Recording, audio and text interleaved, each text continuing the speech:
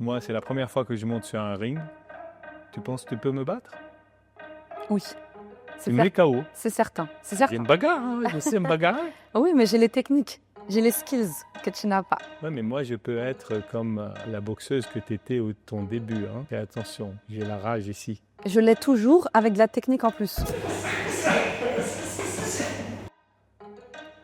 Bon, d'accord, je ne vais pas tenter le coup.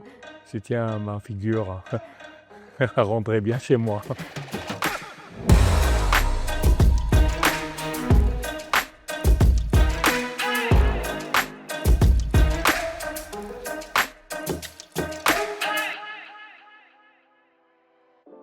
Aujourd'hui, nous sommes dans un cadre spécial pour recevoir quelqu'un de spécial. On n'a pas l'habitude de recevoir d'entrepreneurs en vol. Vous verrez dans la suite qu'il y a une raison pour laquelle cette sportive de haut niveau est là. Rima, bonjour. Bonjour Jean. Nous sommes où? Nous sommes à The Fight Club, donc une magnifique salle de boxe, mais pas que, où on peut venir s'entraîner, passer du bon temps, récupérer et discuter. Bon, on dit que pour réussir, il faut se battre. Toi, tu as pris ça au pied du gant, au pied de la lettre. Ouais, un pied du gant, c'est pas mal. Tu n'étais pas destinée à monter sur un ring à 26 ans, Ouais, j'ai bien commencé. boxeuse. Tu peux nous raconter un peu comment ça s'est produit? J'étais pas du tout destinée à devenir une boxeuse parce que jusqu'à mes 26 ans, j'ai jamais pratiqué de sport, mis à part à l'école.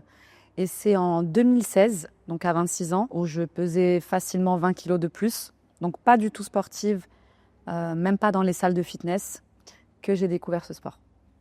Et comment c'est arrivé ce Tu connais le film Million Dollar Baby? One Million Dollar Baby, je l'adore même. Eh ben, c'est la même histoire, le même début. Donc, je suis serveuse, comme l'actrice en question. Je travaille dans un restaurant. J'ai beaucoup d'épreuves difficiles à ce moment-là. Donc, je sers des clients qui sont devenus des amis, des habitués, qui étaient boxeurs et qui venaient régulièrement dans le restaurant où je travaillais. Et à force de les servir, c'est un peu devenu des copains, des habitués. Et l'entraîneur a senti une forme de, je dirais, tristesse dans mes yeux, détresse, etc. Et il n'arrêtait pas de me bassiner, je lui disais à l'époque, pour venir m'entraîner. Mais moi, j'étais pas du tout sportive, j'aimais pas tellement ça, je voyais pas l'intérêt, etc. Et ils ont beaucoup, beaucoup insisté pour que je vienne, en me disant que ça me ferait beaucoup de bien. Et un jour, j'y suis allée, mais vraiment pour être polie, j'ai accepté l'invitation. J'étais même pas habillée en tenue de sport, je suis allée plutôt les voir. Et pendant qu'ils s'entraînaient, moi, je m'ennuyais un petit peu. Donc, je me suis mis sur un sac de frappe et j'ai essayé d'imiter un peu ce que je voyais. Et là, j'ai eu des émotions très fortes qui sont remontées. Jusqu'à ce moment-là, j'en encaissais beaucoup. Et là, j'ai eu un énorme coup de cœur. J'ai les larmes qui sont sorties. Ça m'a fait du bien. Je sentais que ça me défoulait. Je sentais que je sortais beaucoup de choses que je gardais en moi. Et là, j'ai eu un coup de cœur. Tu te dis quoi à ce moment-là? Tu te dis, tiens, ça m'intéresse, je vais commencer à boxer, je vais venir taper tout seul ou je prends un entraîneur. Enfin, comment ça s'est passé? Déjà, tout de suite, je comprends pas ce qui se passe. J'ai un choc parce que je pleure un peu sur le sac de frappe. Bon, je me cache, mais je comprends que j'ai un coup de cœur, mais je ne l'ai pas anticipé, je ne l'ai pas vu venir. Donc, quand je rentre chez moi, je réfléchis beaucoup. Et pour la première fois de ma vie, je regarde des vidéos de boxe. Ce sport ne m'intéressait pas du tout à l'époque. Je trouvais que c'était ultra violent. Et je regarde des vidéos de boxe et là, j'ai un coup de cœur. Je trouve ça très esthétique, très beau. Je regarde des combats de Mohamed Ali, Mike Tyson, et je me dis, c'est exceptionnel. Et là, je comprends que j'ai un coup de cœur, vraiment quelques heures après. Donc le lendemain, je vais voir l'entraîneur et je lui dis, j'ai envie de commencer à m'entraîner et j'y vais toute la semaine, tous les jours. Mais le coup de cœur grandit de jour en jour et j'arrive plus à le contrôler et j'arrive plus et je lui dis, écoute, ça m'intéresse, ça me passionne, je regarde un peu des vidéos, mais la boxe qu'on fait, c'était de la boxe thaïlandaise à l'époque. Et moi, les vidéos qui m'impressionnaient, c'était de la boxe anglaise. Ouais. Tyson, Ali. Je disais, j'ai bien envie de faire de l'anglaise. La vraie boxe. La vraie boxe. Pardon. Pour le commun des mortels. Pardon. Pour des gens comme moi, la vraie boxe, c'est Ouais. Ali et c'est tous Ouais. ces gens-là, c'est Tyson. Non, mais je dis ça dans une salle où il y a beaucoup de boxe thaï. Pardon. Et donc, quand j'ai eu ce coup de cœur, je lui ai dit, écoute, j'aimerais bien faire un combat, un seul, un challenge. Et là, il me dit, mais ça va pas, mais c'est pas comme ça, c'est pas possible. Déjà que tu as 26 ans, tu as beaucoup de poids à perdre. Tu es une nana, c'est pas facile. Moi, j'ai des garçons depuis qu'ils sont jeunes et c'est difficile pour eux. C'est un sport très, très dur. Je pense que ton challenge est trop haut. Et moi, je sentais à l'intérieur de moi, j'avais un feu qui me disaient que je pouvais le faire. Je m'imaginais, je visualisais la scène que je montais sur un ring de boxe et que je faisais un combat. C'est devenu un rêve. Mais j'ai pas l'impression qu'on prenait trop mon rêve au sérieux. Et de toute façon, c'était pas la boxe qui me plaisait. C'est une autre boxe. Voilà. Et donc là, j'ai un flashback. Je me suis rappelé que j'étais tombée sur un reportage que j'avais regardé lors d'une insomnie quand j'avais 13-14 ans. Donc, ouais, vraiment, il y a très, très, très longtemps. Et je me suis rappelé que j'étais tombée sur un reportage d'un entraîneur qui entraînait des filles à Aubervilliers. Et ça m'avait choquée. D'où le pouvoir d'inspirer les gens par les vidéos. C'est très, très bien ce que tu fais parce que moi, quand j'avais vu ça, je me suis levée de mon lit, j'étais une petite ado et je commençais à imiter la boxeuse que j'avais vue. Et je la trouvais incroyable. Puis j'ai mis ça de côté parce que bon, j'ai 13-14 ans, Aubervilliers, c'était loin de chez moi. Bon, voilà. C'est incroyable quand même qu'une histoire qui date 12 ans, 13 ans avant. Oui, je m'en souviens, j'ai un flashback. Et là, je dis à mon entraîneur, je me souviens d'un gars, un entraîneur, Matt Depeau, qui entraîne des filles, qui est le seul en Ile-de-France qui a donné sa chance aux filles il y a déjà plus de 20 ans. C'est le précurseur. Il me dit, ok, lui, c'est Saïd Benajem, mais il n'aura pas le temps pour toi. Il n'entraîne que des championnes. Je lui dis, c'est lui avec qui je dois m'entraîner. Il m'a dit, ok, tente. Et j'ai cherché le numéro de téléphone sur Google. Je l'ai trouvé. J'ai appelé ce Saïd dont j'avais vu le reportage des années avant. Et je lui ai dit, je veux m'entraîner avec vous. Vous habitez où? Mais vous avez des clubs très proches de chez vous? Non, je veux m'entraîner avec vous. Ok, vous avez quel âge? J'ai 26 ans. Et là, je sens qu'il n'a pas envie de perdre son temps avec une énième fille qui pense qu'elle croit qu'elle peut devenir championne en claquant des doigts.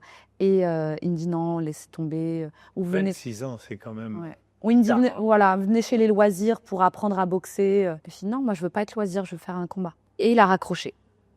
Je l'ai rappelé. Je l'ai appelé 3 fois en 15 minutes. Et à la 3e fois, il a compris que je le lâcherais pas. Il m'a dit ok, passez lundi. Mais il n'y croyait pas du tout. Et quand je suis allée le voir le lundi, je suis rentrée dans cette salle incroyable, comme dans les films de boxe, avec des fresques de partout, le bruit des sacs. Et là, je dis waouh, je suis en train de changer de vie. C'était incroyable l'émotion que j'ai ressentie. Et tu commences avec lui à t'entraîner combien de temps avant de monter sur un ring pour un combat, ton premier combat? Ça a été mon premier gros challenge parce que c'était prématuré et je lui ai demandé de m'inscrire à la compétition qu'il y avait 2 mois après. Il m'a dit non, tu ne sauras pas boxer, on n'apprend pas à boxer en 2 mois, c'est risqué. Et moi, je vivais tellement mal le fait que tout mon entourage, famille, clients, parce que je travaillais aussi en tant que chauffeur Uber, mes clients de la restauration, mes potes, tout le monde trouvait ça impossible, ridicule. Voilà. Soit on se moquait, soit on se moquait. Soit ceux qui se moquaient pas, qui m'aimaient beaucoup, par bienveillance, me demandaient d'abandonner parce que pour eux, c'était une lubie, mais ridicule. Et je perdais mon temps et je n'avais pas l'âge pour ça. Et j'ai très mal vécu ce moment-là où j'ai trouvé le soutien de personne. Pourtant, j'avais ce feu en moi. Alors, j'ai voulu prouver à tout le monde. Donc, c'est trompé. Ouais. Alors, j'ai demandé à cet entraîneur de m'inscrire à la compétition qui s'appelait Challenge du premier round. Voilà pourquoi tout ce qui a suivi aujourd'hui s'appelle premier round.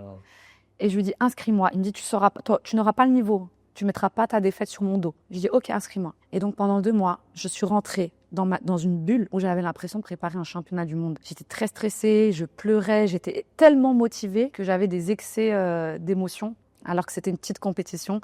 Mais il fallait que je prouve à tout le monde que j'y arriverais. J'avais ma place. J'avais ma place. Alors voilà, on arrive à cette compétition 2 mois après. J'ai invité mes amis, tous ceux qui ne croyaient pas, mes copines, l'entraîneur le premier, je les ai tous invités. C'était une petite salle, rien à voir avec ce que je fais maintenant. Et j'ai fait ce combat que j'aurais pu perdre très facilement parce que la fille était forte. Mais moi, j'étais animée par la rage de prouver à tout le monde que j'avais ma place. Et j'ai fait un combat que je ne pourrais même pas faire aujourd'hui. J'ai fait un combat avec les tripes, sans technique. Je prenais tous les coups, ma tête faisait comme ça, mais je revenais. Et je revenais. Je disais non, je peux pas leur montrer qu'ils avaient raison. C'est pas possible. Et j'avais un feu ce jour-là où j'aurais pu battre n'importe qui. J'ai gagné ce combat. Ah, tu l'as gagné? Ouais. J'ai gagné ce combat. Et donc le temps entre là et là, c'est entre la première fois où tu as mis les gants dans tes mains et ce premier combat, c'est quoi? C'est 2 mois, 3 mois? 2 mois. J'ai perdu 15 kilos dans ces 2 mois. Ouais, donc ça vient au fond. Ah oui, c'était très très fort. Qu'est-ce qui fait qu'une femme de 26 ans se jette dans un ring? Un ring, même les meilleurs boxeurs du monde, ils vont encaisser des coups. Moi, je pense que c'est le résultat de plein d'années, même depuis l'enfance, où il a fallu toujours prouver que j'avais ma place. Déjà, j'avais ce complexe de pas avoir fait d'études. Donc, toujours de vouloir prouver que je pouvais y arriver, même si j'avais pas de diplôme. J'ai toujours voulu prouver à mes parents que j'étais pas une ratée, même si j'étais pas forte à l'école. Même à l'école, c'était très difficile parce que les jeunes étaient très méchants. J'avais une coupe de cheveux où tout le monde se moquait de moi. Donc j'étais vraiment constamment dans la colère, triste. Et donc je pense que c'est toutes ces années comme ça où j'ai dû me battre un peu contre tout le monde qui m'a fait que ce sport était fait pour moi. Et le coach, ce coach-là, donc qui te voit gagner le premier combat, il croit là? Oui, il était vraiment choqué. Il m'a dit, il y Ok. a vraiment quelque chose à faire avec toi. Il m'a dit, je l'ai vu quand tu t'entraînes à la salle parce que tu ne lâches pas. Mais là, je t'ai vu en compétition. Et le sac, il te donne pas des coups, lui. Et puis la compétition, c'est spécial, c'est à part. On peut être fort à la salle, mais le jour de la compétition avec le stress, c'est pas dans la pareil. tête. Et c'est pas tout le monde qui sait gérer ce stress-là. Et là, il a vu qu'on pouvait aller loin. Donc il a commencé à t'entraîner. Ouais, là, j'étais devenue la chouchoute, quoi. Il était focus. Enfin, j'aime pas dire la chouchoute, mais je veux dire, il a mis beaucoup d'espoir sur moi parce qu'il a senti l'engagement que je voulais mettre. Et tu gagnes ton premier titre quand? À quel âge? Déjà, 1 an après, à 27 ans, je suis repérée par l'équipe de France. Donc, je rentre en équipe de France. Je remporte À 27 ans. à 27 ans. Donc, je suis avec des filles de 18 ans, 19 ans, 20 ans, et qui ont déjà plus d'expérience que moi. Et puis, on commence directement à faire des compétitions. On remporte des tournois. On va dans plein de pays où j'apprends à boxer d'une façon différente. Entre-temps, quand je rentre en France, je remporte le titre régional. Mais je ne suis pas épanouie parce que ça ne ressemble pas à ce que j'avais imaginé de la boxe quand je regardais les premières vidéos du show à l'américaine Bien sûr. que je voulais. Là, en fait, j'étais en boxe olympique. Et la boxe olympique en France, c'est la boxe amateur. Et du coup, il n'y a aucune visibilité. Et ce n'est pas des belles soirées. C'est donc très scolaire. Oui. Parce qu'il y a la boxe pro et il y a la boxe amateur. Et là, on était en boxe amateur. Et je me souviens que je disais tout le temps à mes coéquipières, mais pourquoi il n'y a pas de musique quand on rentre? Pourquoi on n'a pas des tenues personnalisées? Pourquoi on rentre avec une tenue rouge, une tenue bleue, un casque? Je me sentais pas à ma place. Ouais. Moi, je voulais briller parce qu'on s'entraînait tellement dur que le jour de la compétition, pour moi, c'était normal de vivre ce que je voyais sur YouTube, le show. Et on m'expliquait que non, en boxe amateur olympique, c'est pas comme ça. Du coup, j'étais pas du tout épanouie. C'est pas ce que j'imaginais. Et là, je comprends que je dois passer professionnelle. On me dit encore une fois que c'est un peu prématuré, que c'est un peu tôt, que le mieux c'est d'attendre qu'une Olympiade passe. Je dis non, moi j'attends pas, je sais que je suis prête pour ça. C'est ça que je veux. Je veux pas boxer sur 3 rounds, je veux boxer sur 10 rounds. Je veux mon moment à moi. Et je veux me représenter moi. Et donc, tu te mets 2019. professionnel. Ouais, 2019, je passe professionnelle. Premier titre, Premier titre, 1 an après, en 2020, pendant le Covid. qui est Championne de France. championne de France. Et là, Ensuite, deuxième titre, deuxième titre, championne continentale WBA. Troisième titre, je défends ce titre. Il faut le défendre pour le garder. Quatrième titre, je prends le même titre dans une catégorie de poids au-dessus. Donc, je suis championne dans 2 divisions différentes. Ensuite, je remporte le titre de championne d'Europe, Et EBU. Et le dernier titre, c'est le titre de demi-finaliste mondial qui m'a permis d'être numéro 1 mondial et de prétendre au championnat du monde que je suis en train de préparer. Mais on gagne quoi quand on gagne, en fait, en boxe? En France ou en général? Tous ces beaux titres-là, ça te donne quoi? À l'international, tu gagnes de l'argent. Ici, on n'en gagne pas tellement. On ne fait pas ça pour ça. C'est tellement pas un sport qui Et rémunère. surtout quand c'est féminin, Surtout quand c'est féminin. Voilà. comme toujours. Comme toujours. Et c'est bien pour ça que j'ai décidé de me lancer en indépendant et de plus dépendre des promoteurs français qui proposent soit de rien, donc de pas boxer, soit de boxer pour des titres mineurs, alors que moi je vise des titres mondiaux avec des primes vraiment mais ridicules. Donc je me suis dit, let's go, lance-toi, toi deviens promoteur. Et donc, on ne gagne pas beaucoup d'argent, mais on gagne des beaux ceintures. Enfin, j'ai vu des choses par contre, magnifiques là, sous moi. Là. Ouais, j'ai gagné des très très beaux titres et c'est mon patrimoine à moi. On peut le montrer, ce patrimoine? Bien sûr. Tu le décris un peu? Bien sûr. Alors, ma première ceinture, c'est celle-ci, c'est la ceinture de championne de France. Donc c'est celle-là, c'est important quand même. C'est la plus importante à mes yeux parce que c'est la première. Réalisation d'un rêve. Oui, parce que moi, avant que mon papa décède, je lui avais fait la promesse que je deviendrais championne de France. Pas plus. Il l'a vu? Non, il est parti avant. Mais qui reste là, mais oui. qui reste avec nous et qui donne la force. Et donc, je suis... Deuxième ceinture. Deuxième ceinture, c'est la ceinture de championne d'Europe, EBU. Celle-là est importante quand même. Très importante. Parce que dès que tu deviens championne d'Europe, c'est le monde qui te regarde. Et là, tu prends beaucoup de valeur. Évidemment. Voilà. À quel âge C'était l'année dernière, hein, c'était en 2024. Hein. Ok. Après Et après, c'est 2 dernières ceintures. Waouh. Waouh. Celle-là est belle. Hein. Ouais, elle envoie. Ah ouais. Elle envoie. Celle-là... Oui, en fait, c'est des grandes ligues des fédérations. Donc, on a l'IBF et la dernière, la WBA. Et celle-ci, c'est la ceinture qui m'a permis d'être numéro 1 mondiale et que j'ai remportée à mon dernier combat. Celle-là Ouais, celle-là et l'autre que je vais te présenter. En fait, j'ai organisé la demi-finale mondiale qui nous permet de gagner des grosses ceintures comme celle-ci. Et une fois que tu as gagné, bah, tu peux faire le championnat du monde. Voilà. Et la dernière, voilà, c'est celle que tu as. Celle-là, c'est... La WBA. C'est ma préférée. Alors, au revoir. Ça va pas, non. J'ai bossé dur pour l'avoir. Voilà, celle-ci, Beau, c'est hein. la WBA. Ah, même, il y a même derrière des choses. Et tu vois, là où je suis contente, c'est quand j'étais débutante et que je regardais les photos de Mohamed Ali, Mike Tyson, et que je les découvrais, ben c'est cette ceinture noire, c'est celle-là qu'ils avaient. Et donc là, ça devient vraiment concret. Eh ben, c'est magnifique et c'est juste une histoire incroyable d'une jeune femme à 26 ans pour laquelle c'était impossible. Et le impossible est devenu plus que possible puisque les ceintures s'accumulent. Bientôt, on va avoir un dressing. Hein. Oui. Il Donc, manque plus que la ceinture de championne du monde et on a bouclé la boucle. Cette rage au fond de toi, elle doit venir de beaucoup d'endroits, mais je te connais maintenant et je sais que dans ta jeunesse, à l'école, tu as été harcelé. Quelqu'un d'harcelé, c'est quelqu'un qui baisse les yeux. La boxe, aujourd'hui, te permet de regarder en face et de ne pas baisser les yeux. C'est ça. Ça a changé quoi en toi? C'est une vengeance.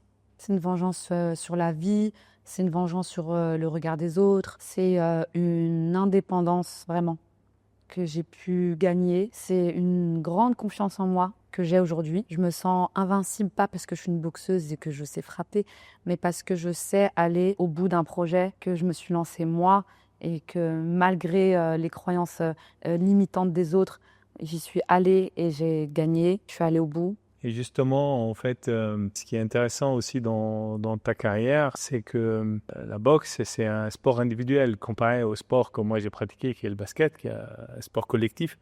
Le sport collectif, on compte sur les autres. Il y a un joueur qui nous passe, et il y a l'autre qui peut le récupérer, on s'entraide. Sur un ring, vous pouvez prier, mais à part ça, il n'y a personne qui viendra à votre aide. Et donc, c'est un sport vraiment individuel, mais la manière dont tu le pratiques aujourd'hui, sur le ring, il est individuel, mais à l'extérieur du ring, il est un peu plus collectif, puisque tu as lancé une association qui s'appelle d'ailleurs... Premier round. Premier round, comme le nom de la première compétition. Première compétition. Et qu'est-ce qu'elle fait, cette association? Cette asso, elle a pour but de créer les déclics pour les personnes qui ont besoin de se remobiliser. Et je pense que le sport, c'est un réel outil pour ça. Moi, ça a fonctionné. Mon but à travers cette asso, c'est pas de chercher des champions ou des championnes, mais c'est d'apporter des outils de confiance en soi avec le sport. Parce que ça m'a clairement changé, ça m'a clairement sauvée. Et pourtant, je faisais partie des gens qui n'aiment pas le sport, du moins je pensais. Donc mon but avec moi, c'est d'amener, avec cet asso, et mon parcours, c'est de montrer que tout est possible, de montrer qu'on peut partir de rien et aller très loin, de montrer que la pratique sportive, c'est ultra important au quotidien, sans forcément faire de la compète, mais pour soi. C'est vraiment le but, c'est aussi de fédérer autour du sport. Et tu disais que c'est un sport individuel, mais moi, je le vis vraiment au quotidien comme un sport collectif parce que ce qui me rend forte, mais vraiment, et je le ressens vraiment, c'est mon équipe. C'est tous ceux qui sont autour de moi. C'est mon entraîneur au quotidien, Abadila, qui sait me remonter quand j'en ai marre, quand j'en peux plus, parce que j'ai aussi souvent des moments de down. C'est un sport trop dur. C'est mon équipe qui travaille avec moi, ma manageuse qui est tout le temps avec moi, la famille, les amis, la famille du staff, les préparateurs physiques. En fait, j'ai vraiment une team collectif, mais très présent et très soudé. Souvent, chez d'autres sportifs, on est vraiment dans le travail, business is business et dans le no affect, moi, je ne fonctionne que à l'affect. Chaque personne qui est autour de moi, même qui travaille, il y a beaucoup d'affect. Évidemment. Et moi, c'est une histoire qui est incroyable et qui donne beaucoup de force aux gens qui peuvent nous regarder et s'inspirent. Mais malgré tout, tu ne seras pas assise sur cette chaise si tu n'avais pas le côté entrepreneur. Parce que nous sommes dans Entrepreneurs en vol et mes invités sur Trajectoire sont tous des entrepreneurs. D'une manière ou d'une autre, ils peuvent être des grands patrons, mais ils sont entrepreneurs. Et quand j'ai pensé à t'inviter, j'étais évidemment admiratif de ton parcours sportif, mais j'ai été très intéressé et même encore plus admiratif, je peux dire, parce que tu es l'entrepreneuse du ring. C'est joliment dit. Parce que quand on t'écoute, on voit une sportive qui gagne, etc. Mais nous, donc les gens, ils ont dans la tête des footballeurs où on leur demande de venir jouer, ils jouent, on les paie ou on ne les paie pas. Mais en bref, ça dépend de qui on parle, mais c'est tout. Leur mission, c'est jouer, gagner des matchs, monter leur valeur. Toi, tu as dit « je veux devenir professionnel » et ce mot a été poussé beaucoup plus loin. Parce que tout d'un coup, tu es devenue une entrepreneuse, celle qui organise les événements, comme tu les vois, à aller chercher des sponsors, à monter des budgets, un business. Un vrai business. Une vraie entrepreneur. Et c'est de ça que je voudrais qu'on parle. C'est en 2020 quand j'ai voulu devenir championne de France. J'avais le niveau, j'avais l'équipe, mais il y avait le confinement et le Covid. Et du coup, les promoteurs de boxe étaient à l'arrêt. Toutes les organisations sportives étaient à l'arrêt. On ne voyait plus de sport même à la télé parce que cette crise nous a tous mis à l'arrêt. Et moi, je ne voulais pas l'entendre. Même le confinement, même le Covid ne peut pas décider à ma place. J'étais obsédée par l'objectif de devenir championne de France. Et là, j'ai cherché une solution. J'en ai parlé avec mon entraîneur et je lui ai dit dis-là, comment on peut faire pour que je devienne championne de France ? J'ai tout. Je suis à mon prime. Il m'a dit la seule solution, ce serait d'organiser comme un promoteur organise un événement, mais tu n'auras pas le droit, comme les promoteurs, d'avoir de billetterie, parce que c'était les mesures sanitaires, c'était le confinement. Tu n'auras pas le droit d'avoir donc de spectateurs. Tu devras tout financer toute seule parce que nous n'avons pas les moyens de le faire. Enfin, c'est vachement compliqué en tant qu'athlète d'aller chercher le budget pour que le club organise. Et moi, j'ai dit let's go, je tente l'aventure. Et je me suis lancée sans savoir où j'allais dans la recherche de fonds pour organiser un championnat de France, mon championnat de France. Donc pendant que je m'entraînais 11 fois par semaine, entre les deux, au lieu de me reposer, je prenais mon téléphone, j'allais sur LinkedIn, je prospectais, je cherchais du budget pour monter cet événement. Ça n'a pas été facile, mais j'ai réussi, comme d'habitude, comme tout ce que je fais. J'ai réussi, j'ai trouvé le budget, on a monté l'événement, c'était le premier, et je deviens championne de France, en plein confinement. Le budget à ce moment-là, il était de quoi ? C'était un tout petit budget, c'était 15 000 €. C'est déjà ça. C'est déjà ça. Il fallait trouver 15 000 € pour trouver 15 000 €. On n'a pas de sponsor à l'époque. On ne sait pas ce que c'est, le sponsoring. On ne connaît pas dans notre milieu. On a l'impression que c'est que pour les grands, alors que pas du tout. Donc ça m'a permis de comprendre ça. On trouve ce budget, on l'organise. Et là, ça fait du bruit parce que les gens en France se demandent comment une athlète fait une compétition de sport alors que le sport est à l'arrêt. C'est pour ça qu'après, j'ai eu les caméras qui sont venues me demander, les médias, comment vous avez fait. J'ai tenté de lancer un mouvement. Donc ça a bien fonctionné et les sponsors étaient contents, malgré qu'il n'y avait pas de spectateurs. Et là, j'ai compris que je tenais quelque chose. En fait, les valeurs du sport sont étroitement liées à celles de l'entreprise. Et là, je l'ai compris à ce moment-là, à mon petit niveau de championne de France. Et je me suis dit, mais il faut continuer, mais en grand. Il faut aller parler aux entreprises qui veulent communiquer sur les valeurs du sport. Il faut intervenir en entreprise pour partager ton parcours qui est hors norme. Il y a beaucoup de choses à faire en entreprise. Et effectivement, les sponsors, d'eux-mêmes, commençaient à venir en entendant parler de mon histoire, de mon parcours. Et tu organises ensuite ? Et ensuite, je continue, mais je décide de ne plus m'arrêter. Même quand le confinement et le Covid passent, je comprends que ce que je tiens plaît aux entreprises. Et les contreparties que je donne aux entreprises, ça les satisfait parce que j'arrive à les retrouver à chaque fois et en trouver des nouveaux. Certains, c'est la visibilité, d'autres, c'est pour les valeurs, d'autres, c'est pour l'engagement parce qu'ils sont aussi partenaires de l'associatif. On est beaucoup engagé auprès des jeunes dans les quartiers et auprès des femmes. Donc, peu importe l'intérêt finalement, certains c'est que de la bienveillance. Peu importe la cause, ils se retrouvent gagnants dans cette histoire. Nous tous, on est gagnants-gagnants. Et là, je me dis, pourquoi tu veux dépendre d'un promoteur qui s'en fiche de toi, qui va te mettre en début de soirée, alors que tu tiens quelque chose de solide, qui a une visibilité sur du long terme et que tu peux créer des grands événements autour du sport en France. Et ça m'a donné le déclic de continuer. Et Cette même ambition, en fait, et puis ce refus d'être à la deuxième catégorie, c'est ça que j'ai aimé le plus, Oui. personnellement. J'ai jamais accepté qu'on décide pour moi. Jamais accepté qu'on décide pour moi. Vraiment, depuis plus jeune. Deuxième événement, donc pour, on va dire, la deuxième ceinture, celle de l'Europe. Et bien là, je décide de grandir. Là, je me dis, ok, c'est sympa, dans les Yvelines, ça se passe bien, les entrepreneurs sont contents, les entreprises sont contents. Mais là, c'est le championnat d'Europe. Il faut taper gros. Et là, je décide de passer à la télévision. Donc, je contacte la télé, RMC, qui me suit. Ensuite, je contacte le casino d'Anguin-les-Bains. Je veux montrer à mes sponsors qu'aujourd'hui, on est dans le premium. Et donc, on organise avec toute mon équipe le championnat d'Europe à l'hôtel Barrière d'Anguin-les-Bains. Et c'était un événement magnifique. Budget? Là, on est passé à 200 000 euros. Là, on est vrai entrepreneur. Là, 15, Ouais. 200, c'est bien. Ouais. Ah, ça y est, maintenant, on rentre dans les 300, 350. On est là. Et ensuite, je remporte ce titre, donc je me classe mondialement. Ce qui est dur, en fait, ce qu'il faut comprendre, c'est qu'on s'entraîne pour se battre, on se bat. Notre job, c'est de gagner. Mais entre-temps, il faut tout organiser, chercher les sponsors, veiller sur toute l'organisation aussi. Donc, c'est un truc non-stop. Franchement, c'est le plus dur, c'est ce côté entrepreneur.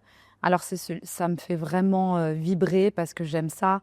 Quand tu commences à construire un projet et qu'après, tu envoies le bout avec toute ton équipe, la fierté que c'est, surtout quand il y a les ceintures et qu'on a une réussite. Mais c'est très dur, toute la période d'organisation. Évidemment. Et pourtant, il y a une équipe, comme je te l'ai dit, on est soudés, j'ai beaucoup d'accompagnement, mais comme je suis investie à 100% et que je veux que l'événement me ressemble à 100%, j'ai vraiment du mal à couper. Donc, je suis constamment focus et investie et dans ma préparation et dans le montage de l'événement. Donc, c'est pas le plus simple de faire les deux en même temps, mais ça me ressemble. Les événements se succèdent et tu gagnes la demi-finale, championnat du monde, qui te permettent donc de jouer la finale. La finale. Que tu organises ou pas? Oui, bah oui. Et que tu organises où? Toujours à Anguin-les-Bains. Je pense que c'est mon lieu favori où il y a des... Ouais, voilà. Je suis pas superstitieuse, mais quand même, c'est là où j'ai un ancrage, où je me sens bien, où j'ai des très beaux souvenirs avec des grands flashs qui reviennent tout le temps dans ma tête. Et je me dis, c'est là-bas que ça doit se faire un championnat du monde. Toujours télévisé. J'ai vraiment hâte d'y être. Je suis stressée aussi. C'est quand? C'est le 28 août. Voilà. On est prêt? On se prépare. On sera prêt le 28 août en tout cas. Ça, c'est bien. Une question sur comment se voit Rima Ayadi aujourd'hui. Dans 5 ans, tu vas boxer jusqu'à quand? Dans 5 ans, moi, je m'imagine être une icône, vraiment. Une fille qui a marqué son sport, mais pas que. Une fille qui montre aux gens que tout est possible et que ces gens-là n'aient pas besoin d'aller regarder des parcours inspirants aux États-Unis, dans le monde, et qu'ils ont ça chez eux. Donc si moi je l'ai fait, ils peuvent le faire. D'autres peuvent le faire, ils peuvent le reproduire. C'est un peu la raison pour laquelle j'ai accepté de passer à la télé avec l'émission Qui veut être mon associé. C'est pour montrer à tous les entrepreneurs français que si moi, enfant de la guerre, j'ai réussi à faire... Tu as performé comme un athlète de haut niveau, tu as performé. Tout en étant athlète de haut niveau, oui. On met du basket. De basket. Mais c'était plus facile, je dirais, pour moi, le côté sport. Parce que dans le côté sport, quand on est basketteur de haut niveau, on est un peu payé et on n'a pas besoin de réfléchir à l'organisation de l'événement, à aller chercher les fonds. On s'entraîne, voilà, pour remporter les coupes, mais ça se limite ici à d'autres gens qui s'arrangent à faire le reste. Ben, c'est la définition d'un athlète de haut niveau de base. Tous les athlètes de haut niveau font ça.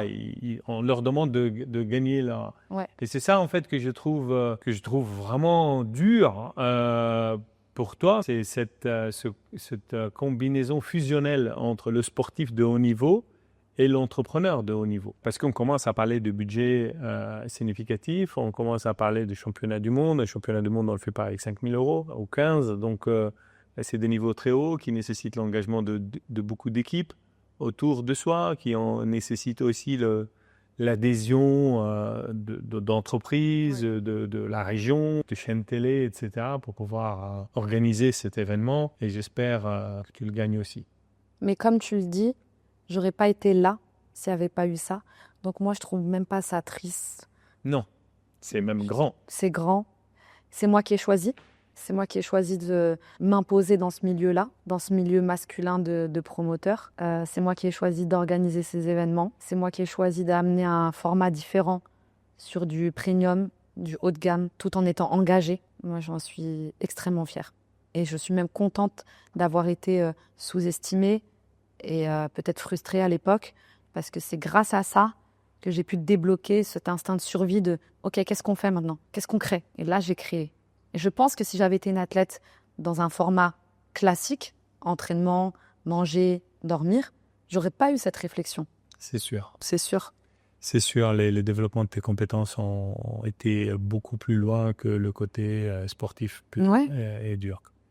Et moi, c'est ça qui m'a touché et qui m'a ramené à toi. Voilà, je pense on a tout dit. Tu as autre chose que tu veux dire ?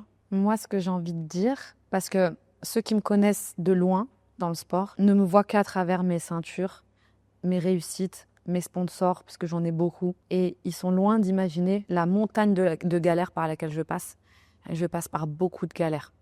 Mais ça, c'est très important. Mais je les combats, je les laisse passer, je les laisse glisser et j'y arrive toujours au final. Mais juste pour avoir une ceinture des 4 que tu vois là, il s'est passé vraiment des montagnes émotionnelles. Et je sais que l'entrepreneur le vit aussi. Tous les entrepreneurs. Tous. Et c'est dans ma vie d'entrepreneur que je vis ça, pour monter ces événements, que je vis ces stress-là, pas dans ma vie de boxeuse.